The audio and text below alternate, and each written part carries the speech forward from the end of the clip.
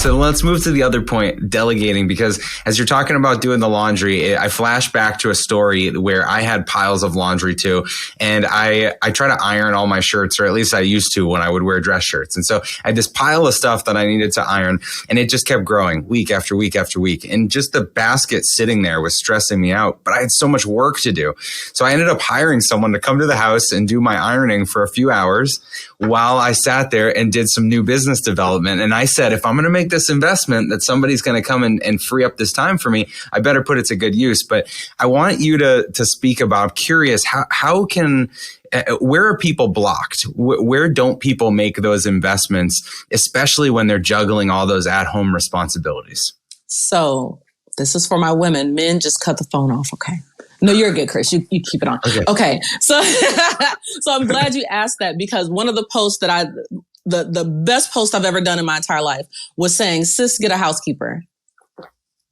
You just have to. So here's the number breakdown for those of you guys that only understand how it applies to your bottom line. Let's say, for example, I have a housekeeper that I pay $25 an hour to go and take care of my home. For me to do a workshop, it takes 4 hours worth of time, right? The workshop costs $2,500. If I pay this housekeeper for the 4 hours worth of work that she has to do, 25 times 4 is $100.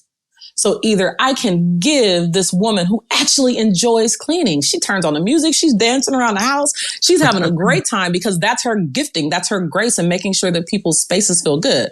I can give her $100 whilst I'm making $2,500 per person that's in that class. So I could essentially make $10,000 and give her $100 of it, and my house is clean by the time I finish with this webinar. The guilt that women feel is that because we've been raised to say, you don't need anybody to take care of that house. You're a woman. That's what you do. That's a part of our ownness. We own that responsibility of making sure that our home is clean. We get up in the morning, especially culturally for Black women. You get Aretha Franklin Saturday morning, honey, it's time to get up and go clean these dishes, right? So that is our time to clean. And there was nobody in our bloodline that ever had a housekeeper.